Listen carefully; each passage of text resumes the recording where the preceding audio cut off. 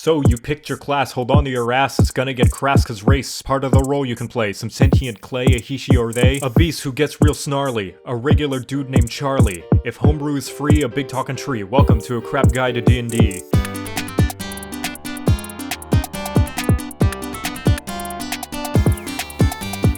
Arakakra, big fucking bird. You got some wings so you can fly, and if non-weapon melee's preferred, they get sharp talons to bit scratch a guy. Or maybe you're more of an Aasimar, still avian if you lower the bar, angelic people with radiant energy, or darkness if you flap your wings edgily. Bugbears aren't actually bears at all, more like beastly orcs and just as tall, but oddly sneaky and your arms are long, so you're really freaking good at playing basketball. But if going full beast is a little too far, you could always do half and decide to be a centaur, charging the enemies so they can readily get steadily back up while you stomping them deadly. For Sneaky Bunch, changeling's cool, you make a disguise kit a worthless tool, you can change your face to whatever race, there's nearly no limit who you can fool. Dragonborn, no not the Skyrim kind, are likely the kid of a bard that'll find dragons really hot, so now you shoot acid, or whatever other color your parents preferred asses. The typical dwarf with a beautiful beard, you work with your hands and are physically sturdy. You seem informed about rocks, which is weird, try not to obsess or the sesh will get wordy. Elves are papa's pricks, a dozen flavors to match and mix, they live a long time, don't sleep instead trance, and are hard to be charmed, so bards keep it in your pants. Pick a fearbulk, a chill-ass cow, most of which have druidic vow, and don't ask how, but they can turn invisible, which is a big concern. Genasi, elemental genie bastards, one of 4 elements that they have mastered in some way, lets them do cool shit like waterbend or have a fire-breathing armpit. Githyanki and Githzerai, elves that look like they wanna die, all they're about is how they clash, been around 40 years and their lore's still trash. Short stack, gnome, happy short folk who are smart and wise and cunning and know how to crack in the good camouflage, be it sneaking or magic or cool roguish montage. Whack is the goblin, small size hits hard on your noggin, their nimbleness makes it hard to keep pace, they'll hide and bide, quick slide and hit your face. Muscles are in, though I have bias, so the hottest IMO is Goliath. They're 8 feet tall, have steel for their balls, and can shrug off damage like one-man riots. Half-elves, the mutts and mules of D&D, extra points to spend on 2 abilities and skills out the ass. It's the best of both races, and backstories usually come from stupid places. Half-orc, like I said, muscles are in. You're a ruthless brute who fights to win. Your crits get crits, and you can terrify, and if you feel like it, you can say no when you die. If your luck is nasty, the halfling's good. You re-roll ones and win like you should, and you're hard to scare, so go party with a dragon, and you can slip through if it's angry off the flagon. Humans get a little bit of everything. They lack gimmicks or special flair or anything, and are all around average. You know how it is, and the perfect pick if you're boring. Races,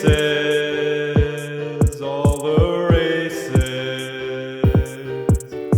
Races, all the races. There's plenty to choose from, too many, so come witness the list of this guide to all of the races. All the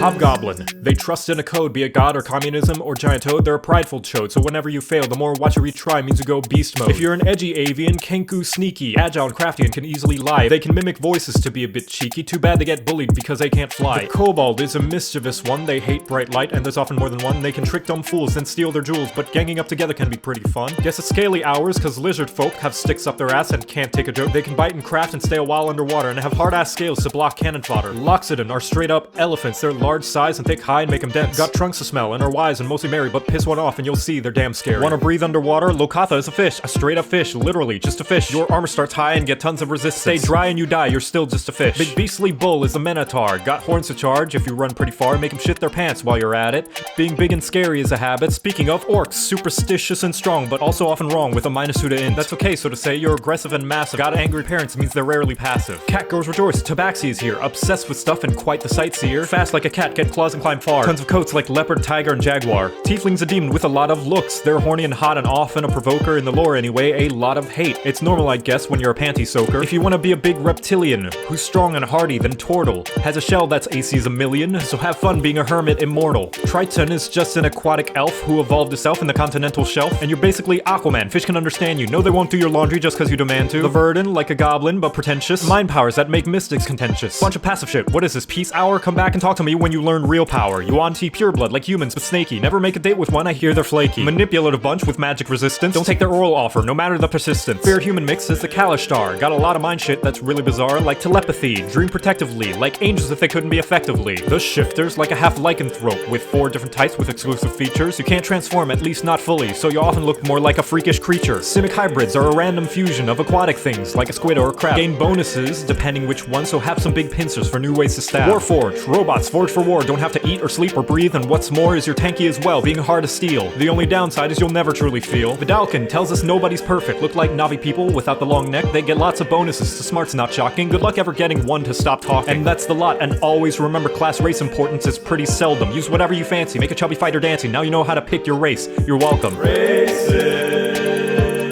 all the races. Races, all the races. There's plenty to choose from, too many, so come witness the list of the sky.